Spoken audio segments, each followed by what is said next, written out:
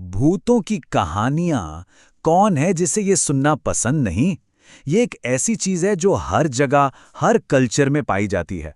दुनिया भर में लोग सदियों से ऐसी कहानियां सुनाते और सुनते आए हैं, जहां लोग भूतों और आत्माओं को देखने और यहां तक कि उनसे बात करने का भी दावा करते हैं। तो चलिए इसकी शुरुआत करते हैं बॉलीवुड की एक सच्ची कहानी से।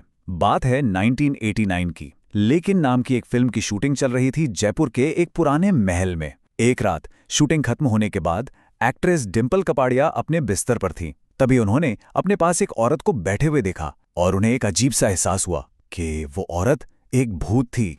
अब देखिए, डिंपल कपाड़िया का ये अनुभव कोई अकेला नहीं है। दुनिया भर में ऐसे लाखों दावे किए जाते हैं।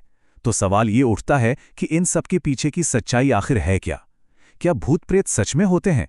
तो चलिए आज विज्ञान और मनोविज्ञान की मदद से इस रहस्य से पर्दा उठाने की कोशिश करते हैं।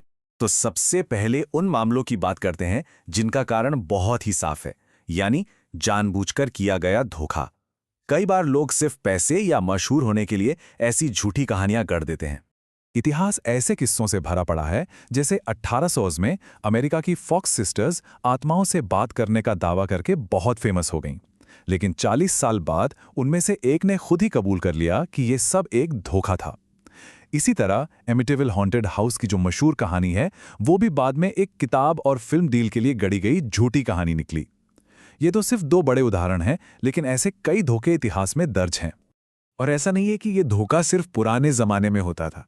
हाल ही में 2020 में स्टीव हफ नाम के एक आदमी ने दावा किया कि वो दिवंगत अभिनेता सुशांत सिंह राजपूत की आत्मा से बात कर रहा है।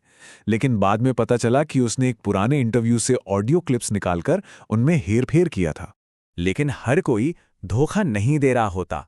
उन मामलों का क्या जहां लोग झूठ नहीं बोल रहे होते, जहां उन्हें सच में लगता है कि उन्होंने कुछ पैरानॉर्मल अनुभव किया है? यहां अक्सर हमारा दिमाग ही हमारे साथ खेल खेल जाता है। वेरोनिका जैसी फिल्में अक्सर ये दावा करती हैं कि वो सच्ची घटनाओं से प्रेरित हैं, लेकिन प्रेरित होने का मतलब आधारित होना नहीं है। इस स्लाइड पर जरा ध्यान दीजिए। इंस्पायर्ड बाय का मतलब है कि कहानी का शायद एक छोटा सा हिस्सा सच हो और बाकी सब ड्रामेटिक इफेक्ट के लिए जोड़ा गया मसाला है।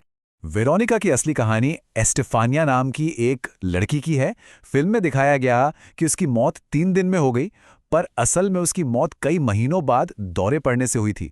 ये भी मुमकिन है कि उसे कोई मानसिक बीमारी रही हो जिसका पता ही नहीं चल पाया।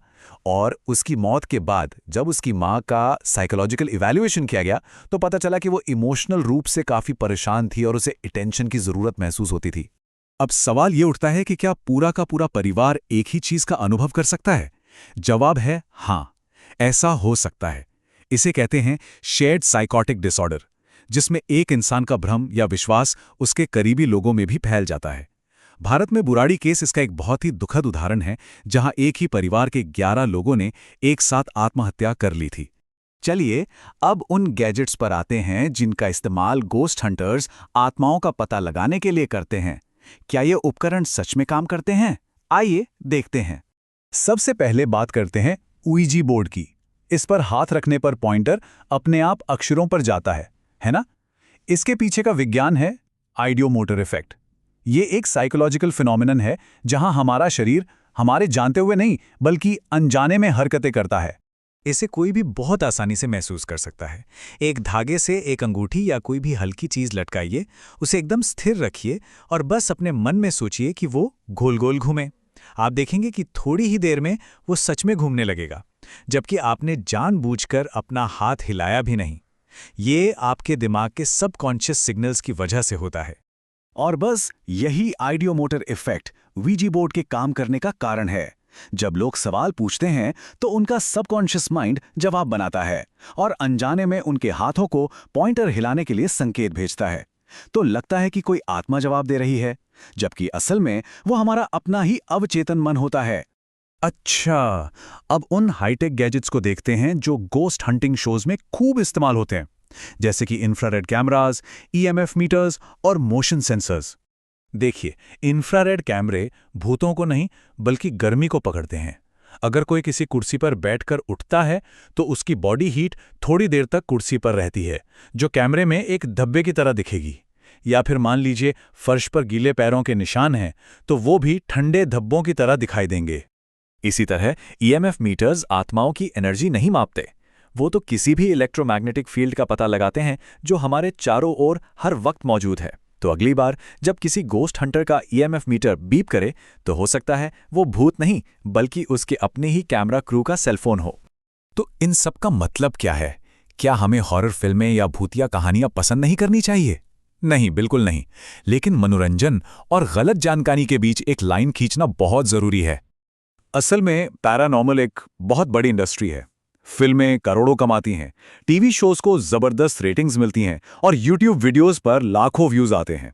सीधी सी बात है, डर और रहस्य बेचना बहुत फायदे का सौदा है, चाहे उसके पीछे कोई सच्चाई हो या ना हो। डर का अनुभव करने में कोई बुराई नहीं है, जब आपको पता हो कि ये सिर्फ एक कहानी है। असली खतरा तब होता है जब उस डर का इस्तेमाल लोगों को कुछ ऐसा मनवाने के लिए किया जाता है जो सच नहीं है। तो चलिए वापस वहीं चलते हैं जहां से हमने शुरू किया था, डिंपल कपाड़िया के अनुभव पर। जब उन्होंने ये बात जयपुर की राजकुमारी पद्मिनी देवी को बताई तो उन्होंने बहुत ही सरल और लॉजिकल जवाब दिया। उन्होंने कहा, तुम पूरे दिन भूत का किरदार निभा रही थी तो ये बात तुम्हारे दिमाग में बस गई थी। रात में जब तुम्हारी नींद खुली तो तुम्हें वही महसूस हुआ। अंत में ये पूरा विश्लेषण हमें एक बहुत ही जरूरी सवाल पर छोड़ जाता है। रोमांचक मनोरंजन और नुकसान पहुंचाने वाले अंधविश्वास के बीच की वो पतली सी रेखा आखिर कहां है? ये एक ऐसा सवाल है जिस पर हम सभी को सोचना चाहिए।